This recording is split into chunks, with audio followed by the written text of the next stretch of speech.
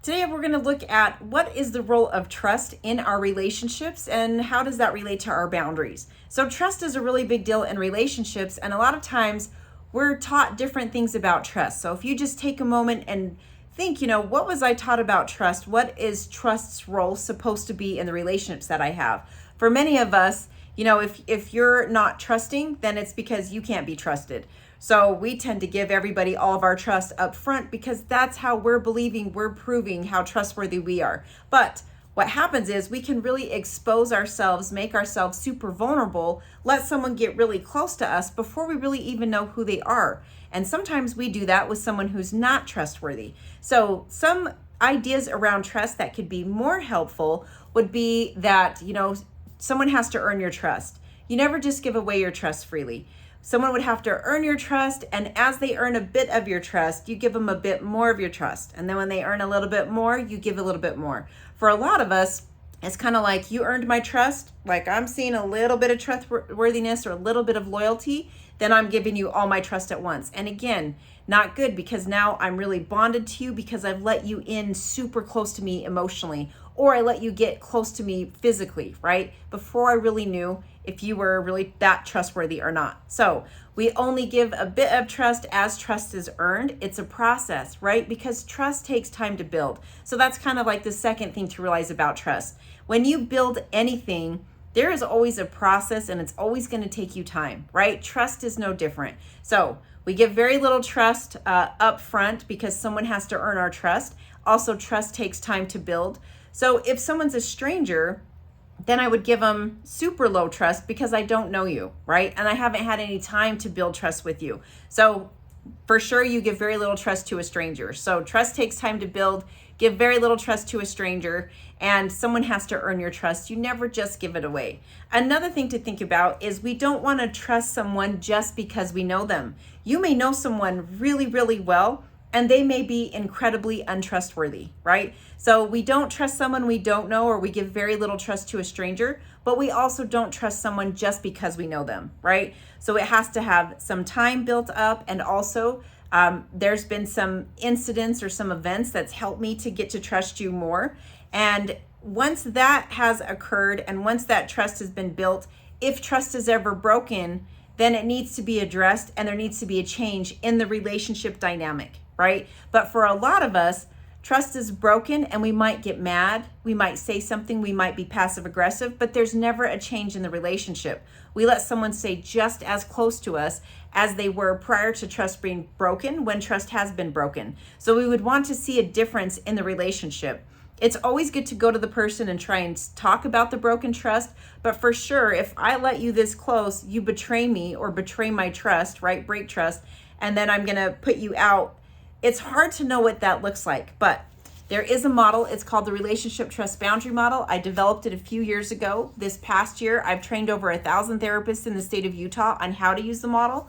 There is a webinar on September 19th at 8 p.m. Mountain Standard Time. That's of 2024. But today, just looking at a piece of the model, which a big part of it is trust, right?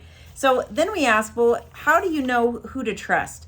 Who can we trust? And these are all the things that the model is going to go through and teach us.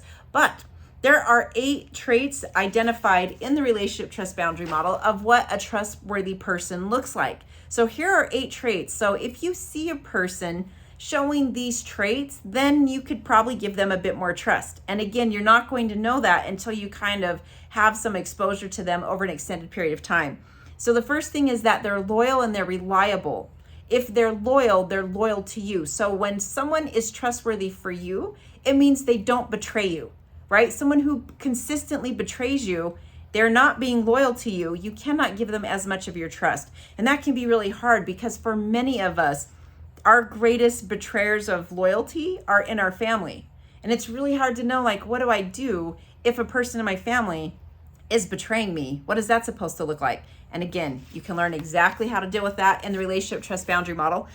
So they're loyal, they're reliable. If they say they're going to do something, then they do it when they say they're going to do it. That's what it means if someone's reliable for you, right? So if they say, yeah, I'm going to come help you at 6, for the most part, they come at 6 o'clock and they're there to help you.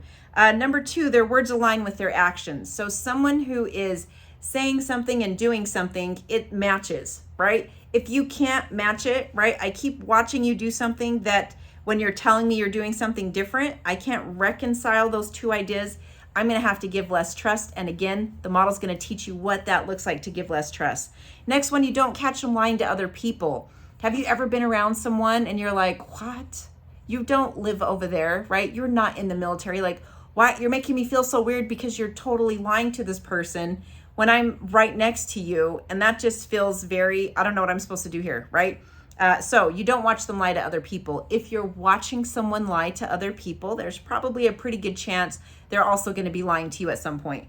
Next one, they don't talk bad about other people and then pretend to be their best friend, right? So you're not hearing them just smear this person's name in the mud and then they're like, oh, hey, and hugging the person they were just talking bad about. If you see that, you would want to give them less trust. Next one, they don't steal. That could even be small things, right? So if someone is stealing, let's say from their job, like maybe they take staples or paper clips, and they're like, oh, they'll never miss this. They're a huge, company. What do they care if I take some staples? Or they never paid me for overtime, so they owe me, right? What you're listening to is they're justifying why they should get to, take something that doesn't belong to them. So you'd have to watch them a little more because it's showing that they're having kind of a skewed line with boundaries. Next one, they show empathy. So someone who's showing empathy, which there's lots of ways to look at empathy, the model makes it really simple. It just means they grieve when you grieve, they rejoice when you rejoice. So when you are down and busted, right, they are there with you in the mud and the muck. But then when you start to do better, they celebrate you. Someone who's only there for the trauma and the drama, but then when you start getting up, right, where'd they go? Or someone who's there when you're on top of the mountain, but as second you fall, they disappear, right? Those are people you would give less trust to. So the one who can like stick it out with you in the pit and at the peak, that's the one who you could give more trust with. Next one, they feel guilty when they wrong someone. So you're really looking for the presence of a conscience. So if they're like, you know what, I just have to call you back. I feel so bad. I need to go tell this person I'm sorry, and then I'm going to call you back. I would give that person more trust because it shows they feel bad when they've wronged someone. Next one, they respect your boundaries. So if you're like, no, thank you, that's not going to work for me, or I don't trust that person, I don't want them in my space, and they're like, no problem, done deal. That's someone who's showing you respect and they're respecting your boundaries. You could give them more trust. But someone who like manipulates or keeps pushing you to do something you've already said, no, I don't want to do it. Or you said, I don't trust this person, they're not safe for me. And then you go home and they're sitting in your living room, right? That's someone who's not respecting your boundaries. So again, that list is found on page 10 from the relationship trust boundary model. Looking at trust, someone has to earn your trust. Trust takes time to build. We trust those who are trustworthy. Very little trust to a stranger, but you don't trust someone just because they know them. So in a nutshell, those are the ideas surrounding trust that's going to help you get better at your relationships, because now when someone betrays you, regardless of what type of relationship it is, then hopefully you're thinking, oh, you just broke my trust. There needs to be a change in the relationship. Until it's addressed, I'm just not sure what that looks like. But again, it's exactly what the model is going to teach you. So the description is going to have a link to sign up to the relationship trust boundary model, where you could learn more about trust and how to use trust to know where to set the boundary. What does it look like to give someone less trust? That's exactly, really simply what the model is going to teach you. I hope you found this helpful. You can find the book on Amazon. Again, the link to the webinar is in the description. Take good care, and I'll see you on the next one.